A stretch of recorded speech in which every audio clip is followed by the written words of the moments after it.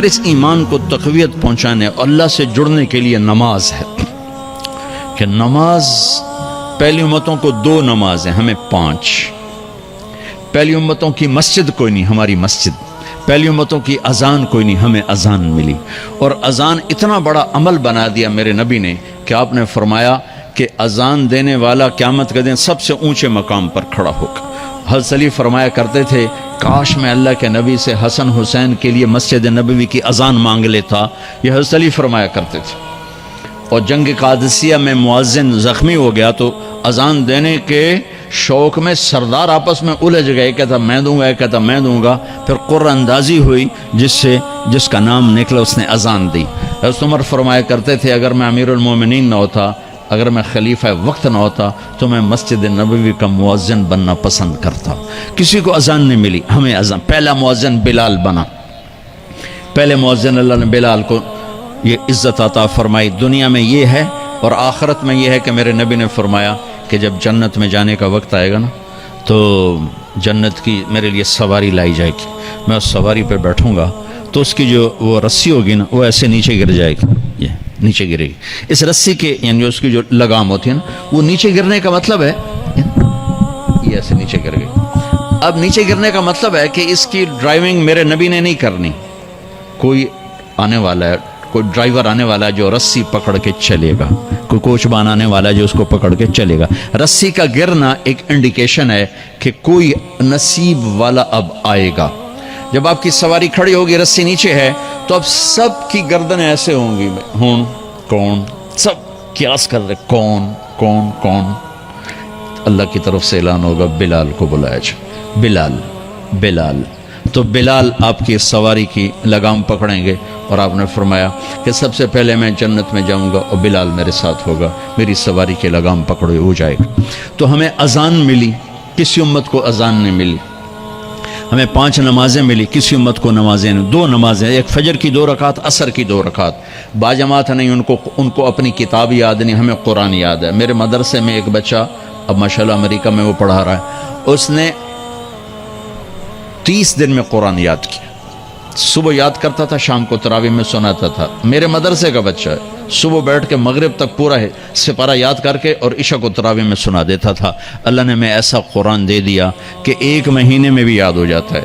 3 دن میں بھی ایک بزرگ نے یاد کیا، 3 دن میں قرآن یاد کیا۔ اللہ نے ہمیں قرآن کی دولت عطا فرمائی، پڑھنے کے لیے 5 نمازیں عطا فرمائی، تہجد کی نماز عطا فرمائی، اوابین کی نماز دی، اشراق کی نماز دی، چاشت کی نماز دی۔ نماز کے کتنے دروازے کھول دیے۔ اور میرے نبی کی آخری نصیحت تھی میری امت نماز نہ چھوڑنا، نماز نہ چھوڑنا، نماز نہ چھوڑ۔ اور اس 14 صدی میں کوئی موقع ہے نماز چھوڑنے کا تو وہ میرے نبی کے نواسے کی کربلا کا ہے کہ جب ظلم بھی انتہا پر تھا اور مظلوم بھی اپنی آخری حدوں پر تھا، اور کائنات نے نہ ایسا ظلم دیکھا، نہ ایسے مظلوم دیکھے، نہ ایسی پاکیزہ ہستیاں دیکھی، نہ ایسے درندے دیکھے۔ تو سورج ڈھلا، نماز کا وقت ہوا ہے، تو آپ نے سبحان اللہ، آپ نے زہیر سے فرمایا کہ شمر سے کہو نماز پڑھنے دے، نماز پڑھنی ہے، امت کو پیغام دینا ہے کہ یہ کسی حال میں چھوڑنے کا کام نہیں ہے۔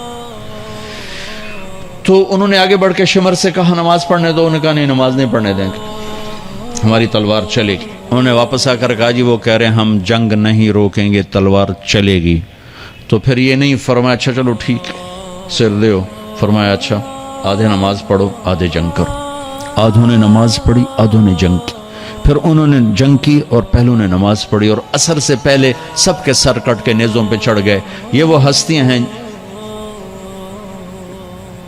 جن کو میرے نبی نے کہا میری آنکھوں کی ٹھنڈک حسن حسین، میرے جگر کے ٹکڑے، میرے جنت کے پھول، پتہ نہیں کیا کیا تشبیہات دی ہیں میرے نبی نے، اور جنت کے نوجوانوں کے سردار حسن اور حسین۔ اور پھر نماز نہیں چھوڑی۔